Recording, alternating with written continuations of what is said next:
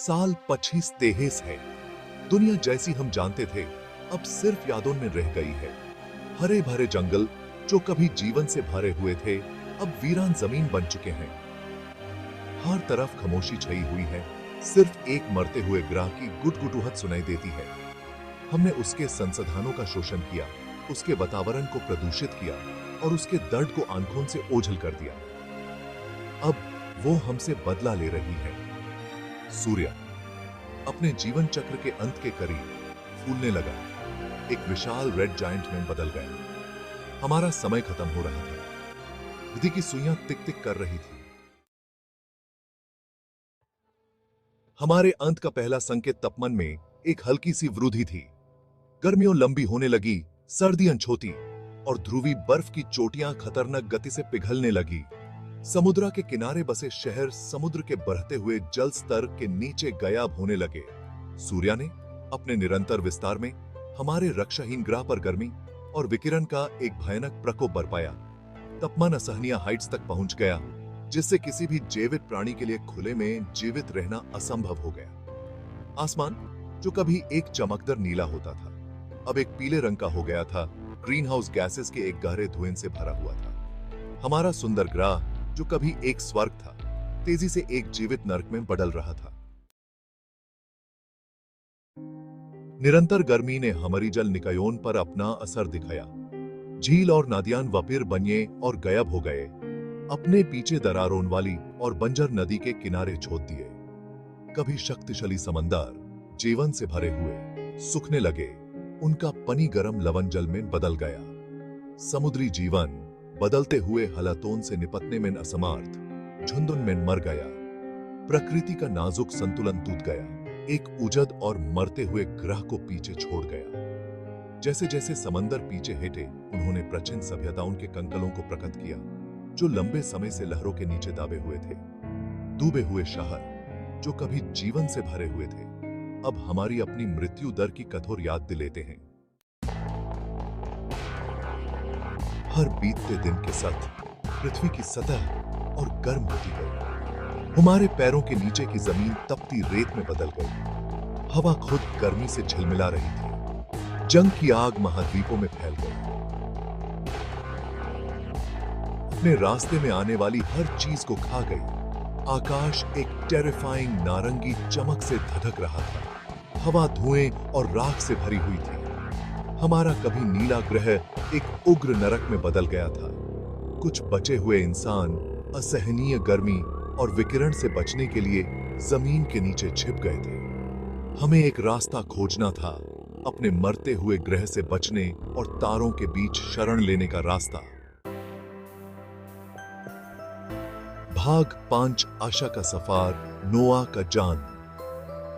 अंत होने के करीब मानवता की नवाचार और उत्तर जीविता की भावना तेज हो गई। दुनिया के सबसे प्रतिभाशाली दिमाग एक साथ आए और बढ़ते अंधेरे के बीच आशा की किरण बने।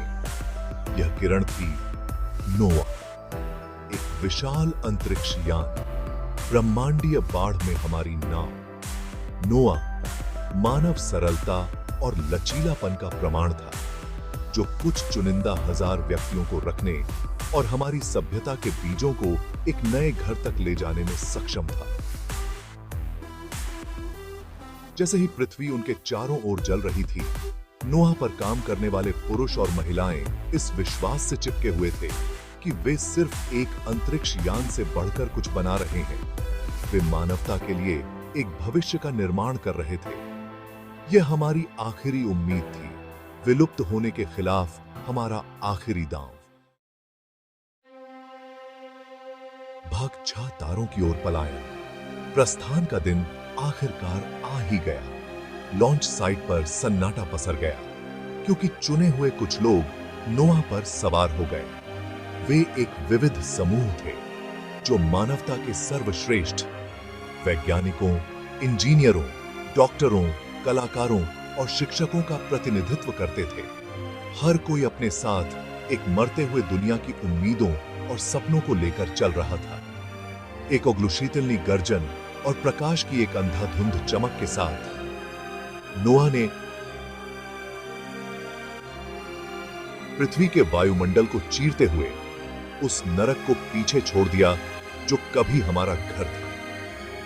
पृथ्वी पर वापस जो पीछे रह गए थे, उन्होंने अपनी आखिरी उम्मीद को अंतरिक्ष के विशाल विस्तार में गायब होते देखा। भग 7 पृथ्वी का अंतिम अभिनंदन। हर गुजरते पल के साथ पृथ्वी अपने उग्र अंत के करीब पहुंचती गई। सूर्य, जो अब एक राक्षसी रेड जायंट है, ने आकाश को भर दिया। उसकी गर्मी उसके रास्ते में आने वाली हर चीज को झुलसा रही थी। ग्रह की सतह पिघली हुई चट्टान का समुद्र थी। तीव्र गर्मी से हवा भी जल उठी थी। सूर्य का ग्रेविटेशनल पुल, जो अब उसके विशाल आकार से बढ़ गया है, ने पृथ्वी को फाड़ना शुरू कर दिया।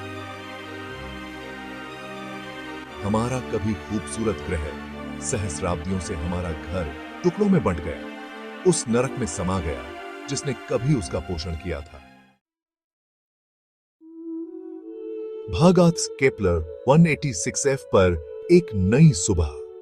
जैसे ही पृथ्वी के अवशेष सूर्य द्वारा भस्म कर लिए गए, नोआ ने अंतरिक्ष के विशाल खालीपन के माध्यम से यात्रा की।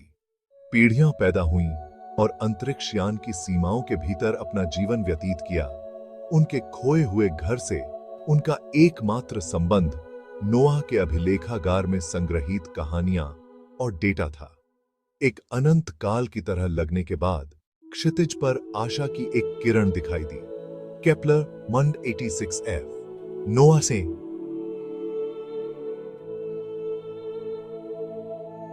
माने केपलर 186f की सतह पर सफलतापूर्वक लैंडिंग की। यह मानवता के लिए एक दूसरा मौका था, विशाल ब्रह्मांडीय रेगिस्तान में एक नया ईडन। भाग 9 सितारों में उकेरी गई विरासत। जैसे ही नोआ के वंशजों ने अपने नए घर की सतह पर अपने पहले कदम रखे, उन्होंने रात के आकाश की ओर देखा। तारे एक जानने वाली रोशनी से टिमटिमाते हुए प्रतीत हो रहे थे, मानो मानव आत्मा के लचीलापन और दृढ़ता को देख रहे हों। पृथ्वी का विनाश हमारे एग्जिस्टेंस की नाजुकता और हमारे कार्यों के परिणामों की कठोर याद दिलाता है। पृथ्वी की विरासत सितारों में अंकित है, भावी पीढ़ियों के लिए एक सतर्क कहानी और आशा की किरण, एक अनुस्मारक कि हमारे ग्रह, हमारे एकमात्र घर की रक्षा करना हमारी सर्वोपरि जिम्मेदारी है।